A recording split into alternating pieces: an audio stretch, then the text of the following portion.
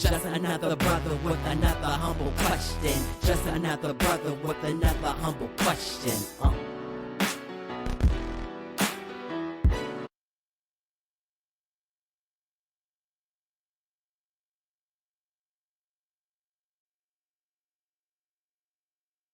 Welcome to another episode of A Brother with Questions. I am your host, B. Period. Man, I appreciate y'all for joining me. Before we get started, let me not forget to ask you to like and subscribe to the channel. Just hit that little like button. And then do me a favor, hit the little bell for the notification button as well, so you know when these videos are dropping. And don't forget to comment and share, man. That's how the algorithm knows you like this video. So we're going to dive in, man. I'm breaking a rule here because I haven't watched a Vlad TV video in probably maybe 5 years, but I saw this clip right here on the internet, and I just thought, somebody need to hear this. and so I'm breaking my rule, and we're going to play this Vlad video here. But it is by Grant Cardone. Grant Cardone, for those that don't know, is a successful real estate guy to the tune of, I think he's a billionaire. But if he's not a billionaire, I know he at least says he's worth several $100 million. But I believe he is also a billionaire. But real estate is where he has a lot of money tied up in, and then he's, of course, as most billionaires do, has branched out into a lot of other different things as well. But here in this video, he is talking about the different success level of races in America. So let's check them out. Aren't like, it goes like this, okay? It goes, brown are the wealthiest income earners and asset owners in America. Brown meaning what? Indian. Indian. Okay. Then it's Asian. Okay. I think you guys are right there, number 3. The Jews? Number 3 spot, because y'all get into a whole bunch of other bullshit. There's not that many of us, though. There's way less Jews than no, 100%. But I mean, by GDP and by population, you guys are fucking like outstanding, outliers. Great. Then it's the white people in the middle. Okay, now the black and browns are bottom 2 groups, black and brown. Black and Hispanic, yeah. Yeah. Because you already said brown is Indian. But the most embarrassing stat there is you're a fucking privileged white person in America, and you're in the fucking middle. So, as you can see, he likes to use colorful language as well. So he says Indian Americans are at the top. Asians Americans are in the right underneath that. Then you have your white people, and then blacks and Hispanics are all the way at the bottom. I'm gonna let him finish talking about this clip, and then I'm gonna show you a little bit of research that I did to see sort of where these points came from. But let him finish out his thought here about white people here. It's disgusting. You got education available to you, healthcare available to you, fucking lawyers available to you, banks available to you. You can walk in anywhere, nobody fucking, and you still couldn't fucking. So you're saying all these people are wasting their whiteness? That's what you're saying, dude. Yeah. Like, ain't no way another fucking race is gonna beat me to the top of the food chain, and I'm white. And you it's interesting about men like Grant Cardone. Grant Cardone and Donald Trump are very similar people, and there's a lot of other men like them who don't have as much money as they have that are the same, but there's a confidence in who they are where they will tell you truth regardless of what anybody else has to say about it. And so, one of the things that I'll appreciate about men like them is that they're not afraid to speak truth regardless of what anybody thinks. And so, like he says, you have Indian Americans at the top. You have Asians right behind them, white people somewhere in the middle, and then black and Hispanics at the bottom. And according to Grant Cardone here, white people should be ashamed of themselves, because how is basically people who from another country outpacing you in terms of earnings? So, it kind of plays into that concept that has been very popular, a talking point these days in the last few years, white privilege, right? So this country in USA built for white people, some people would argue, and yet white people are on average not at the top of the food chain. I would argue that this is a part of the changing culture of America, in that people who aren't quote unquote considered the norm are changing what the norms are. And I'm gonna shoot over to this article to kind of discuss why that might be the case. So I was looking, and one of the articles I saw by a gentleman, he goes by the name. Get rid of some of this stuff here. It goes by the name Harsh, and I can't pronounce that last name, but he is the chairman of a company called RPG Enterprises, and he put out this chart on X. And so he talked about the fact that Indians were the highest earning in the USA, and then he gives his reasons why. And so he says they value education and are the most educated ethnic group. 70% of Indian Americans, according to this article, have a bachelor's degree. We work very hard, along with being very frugal in our habits. They are smart, and then they tend to work in IT, engineering, and medicine. Ergo, the highest paying jobs in America. And then attached to his tweet here, he also attaches this particular chart. And so, what's going on here? Let's see here. I can make this chart a little bit bigger. So attached to his tweet here, it says, as you can see, it says Indian Americans at the top 100,000 on average. And then what I found interesting, it doesn't necessarily list, well, it lists a bunch of different Asian Americans. So you got Filipino here, you got Taiwanese here, you have Sri Lanka here, you have Japanese here, you have Malaysians here, Chinese Americans here. Then you have Pakistani Americans. They're not Asian, but you can see you have several Asians related countries. And then you hit white people.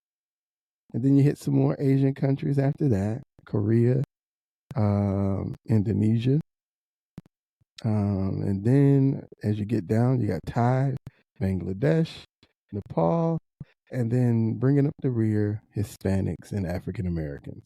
Now, according to this article, this information is from a study based in 2012, 2013. 2012, 2013, 2015. But it talks about the idea that according to a 2019 study, Indians are still leading the front, but Asian Americans are coming in right behind them again. So the stats haven't changed too much.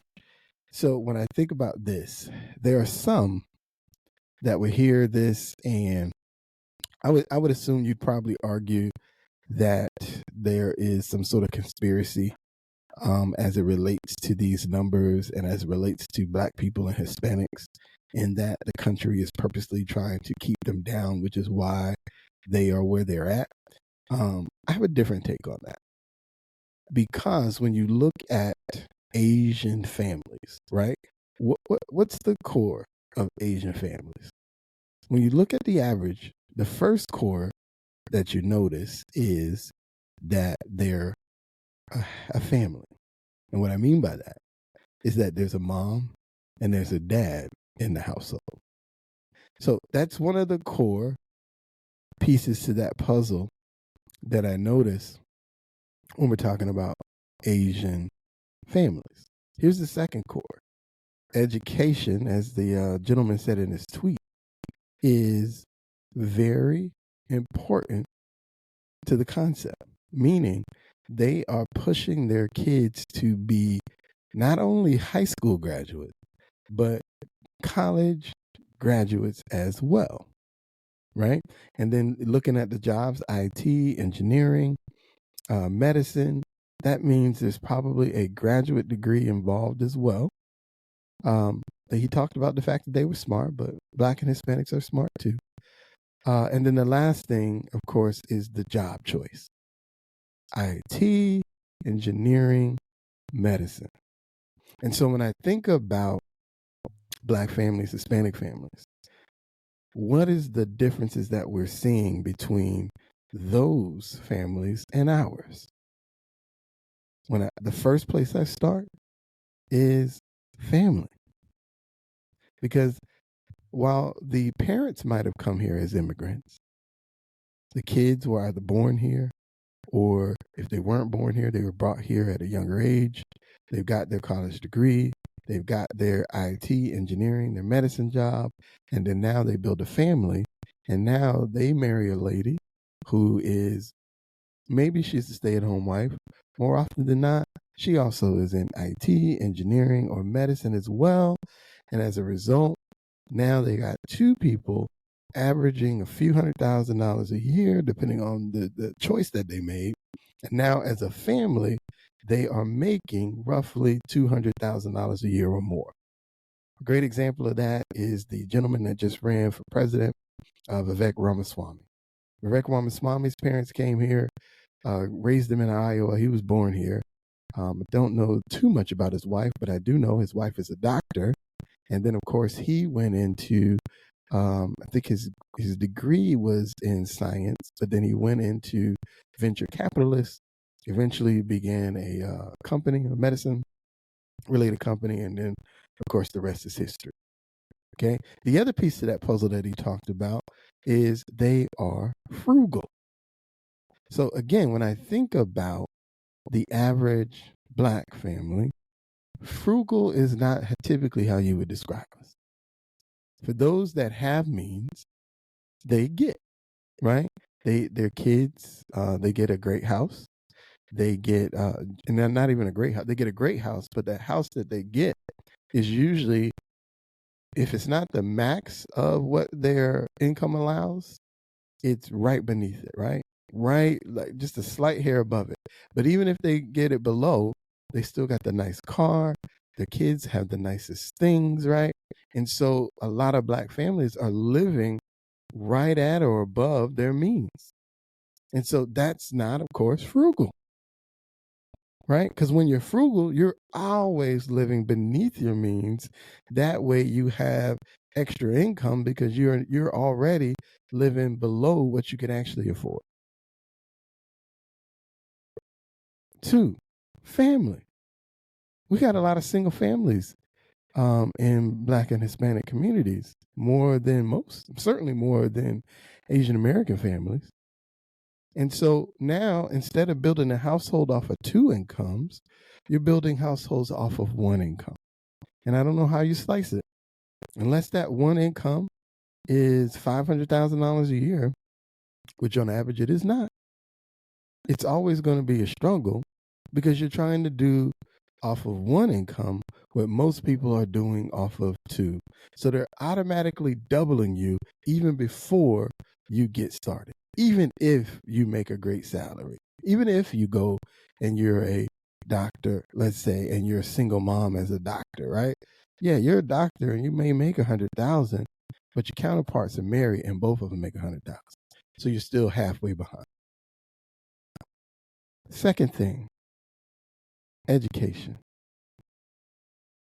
We're getting to a point in this country where we don't value education anymore because, there's a truth in this, which is that the wealthiest people in the world don't have jobs. The wealthiest people in the world are building businesses. They own a company, they're growing their company, and they're expanding that company to be whatever it is. That is true. But it's also true that the majority of people in the world are going to have a job. And so if you're going to have a job, why settle for the easy job, why not go for the hard job? Why not go for the IT, the engineering, the medicine?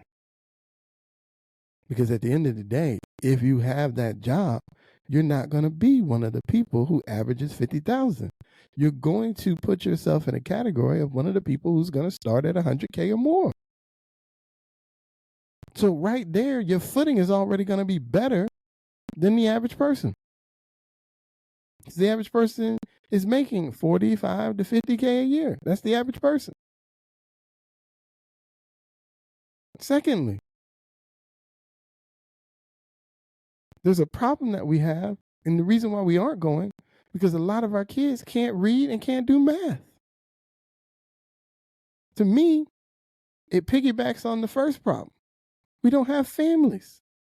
We don't have families where moms and dads together in a household is the norm. Because what we find when we do have those things, we find these tend to not be the kids who can't read, who can't do math at grade level. So we're missing the family. So therefore, the kids aren't at the level that they should from an educational standpoint. Now, even though they may want the IT, engineering, medicine job, they don't have the skills necessary to get there. And so we're already behind. Not because we're black, not because somebody stopped us from getting there, but because we haven't set up the foundation for our children to be successful. And so when I hear that video, I can hear it now. There's tons of people listening to that video and going, this guy is racist. I've heard him before. Blah, blah, blah, blah, blah. But I hear that video and I'm thinking, well, what are they doing that they're there?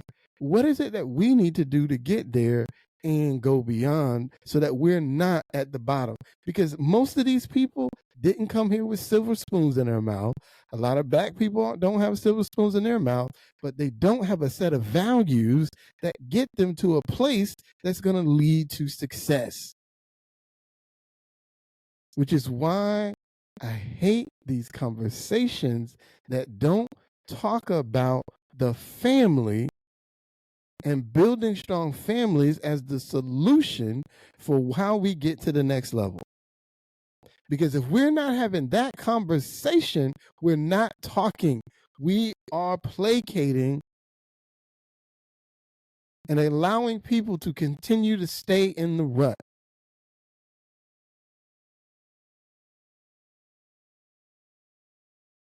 And so I was encouraged by this video because it gives a blueprint to get to the next level.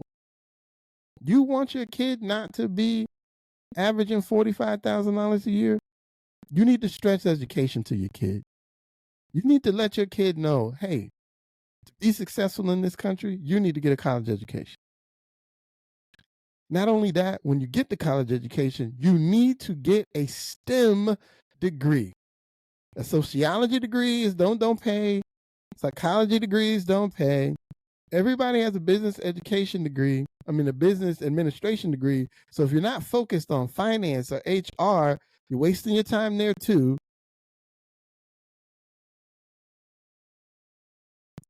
Do the careers, or encourage our kids to do the careers that actually pay money, that actually will be needed years from now. Instead of them encouraging them to just graduate high school and being happy about it. High school is great, and it's the stepping stone you need to get to the next level. But if we're going to change the trajectory so that black folk are not always at the bottom when it comes to income, we need to teach these babies how to read. We need to teach these babies how to do math at a high level. And we need to encourage them to go into the career fields that actually pay six figures. And if we can do that, this notion that we're always at the bottom is going to go away. If we can focus on building strong families, because every black family that has a mom and a dad who's focused and it's doing the right thing, those kids are doing the right thing too. Those kids are moving up to the next level after higher than what their parents are doing. So we know what the blueprint is. At what point are we going to follow it and stop chasing ancillary issues and tackle the issue that really will solve all our problems? And on that note, I'm B. Period, and I'm out.